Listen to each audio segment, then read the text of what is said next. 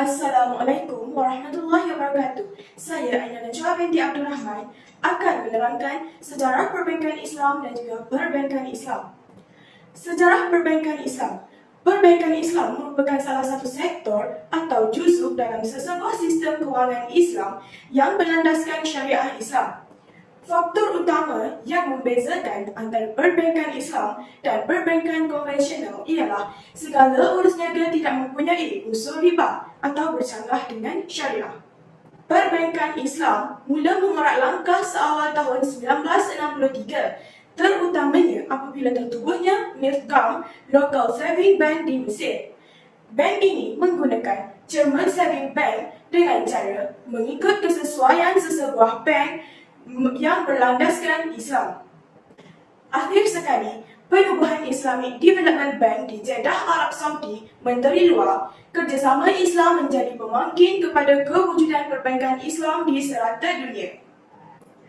Perbankan Islam. Seperti yang kita tahu, perbankan Islam ialah prinsip urus niaga yang berlandaskan hukum Islam dan tidak bertentangan dengan syariah Islam.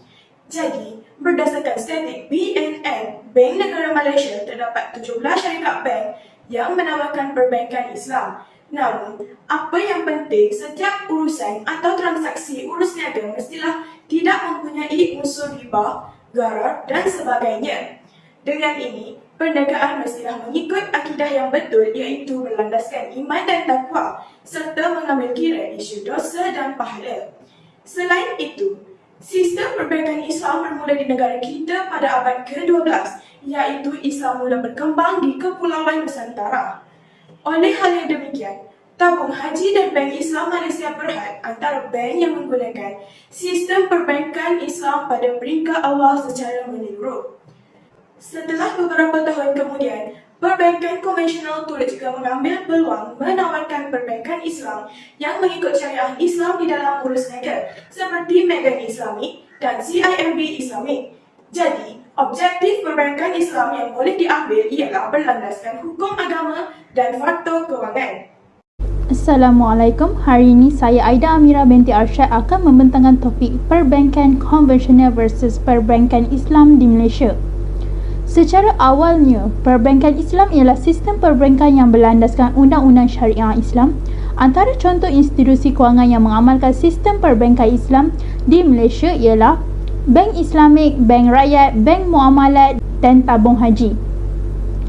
Manakala bank konvensional melibatkan riba, iaitu faedah yang dikenakan ke atas deposit atau pinjaman yang dibuat dari bank.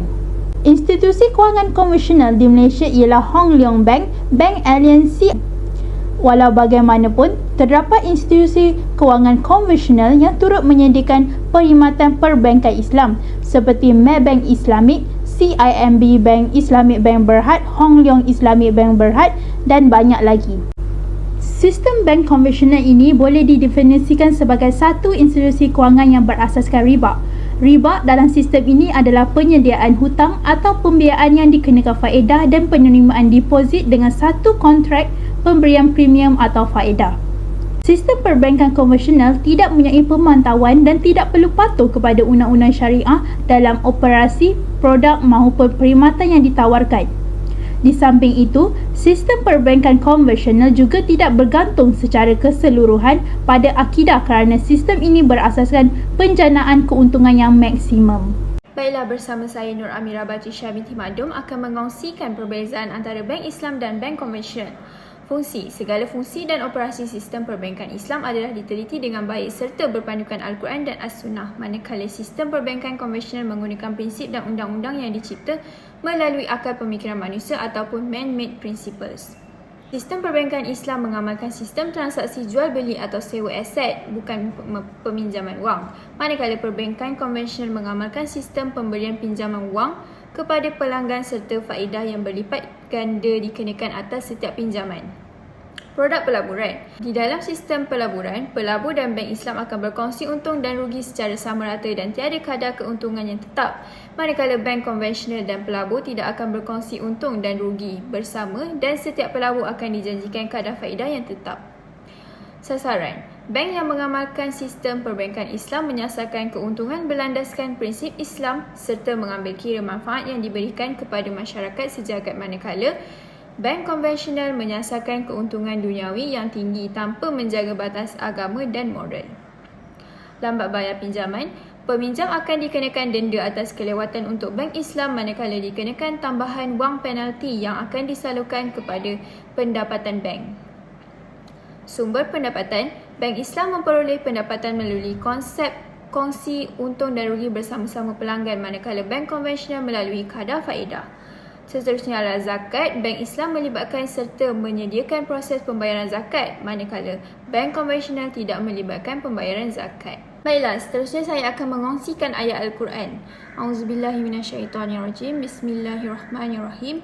Zalikal kitabul la raiba fihi hudan lil muttaqin. Maksudnya, kitab Al-Quran ini tidak ada sebarang syak padanya tentang datangnya daripada Allah dan kesempurnaannya.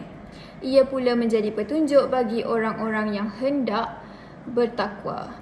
Surah Al-Baqarah ayat 2. Baiklah, itu sahaja laporan daripada saya. Kita teruskan dengan sesi seterusnya. Terima kasih.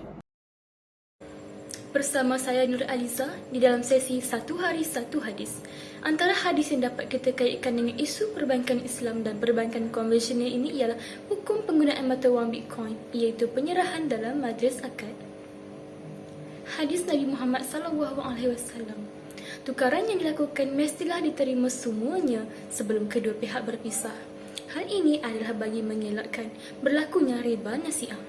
Ini menjunjung sabda Rasulullah SAW yang bermaksud penjualan emas dengan emas, perak dengan perak, gandum dengan gandum, barli dengan barli, kurma dengan kurma, garam dengan garam. Apabila ia sama jenisnya, hendaklah sama kadar atau timbangannya dan hendaklah secara lani. Sekiranya berlainan jenis, maka berjual belilah mengikut kehendak kamu, tetapi dengan syarat pertukaran dua barangan tersebut berlaku secara lani. Demikian juga dengan sabda Rasulullah SAW. Maksudnya, jangan kamu menjual barangan yang tidak ada dengan barangan yang ada. Sekian daripada saya, Nur Aliza, pengulas berita Satu Hari Satu Hadis.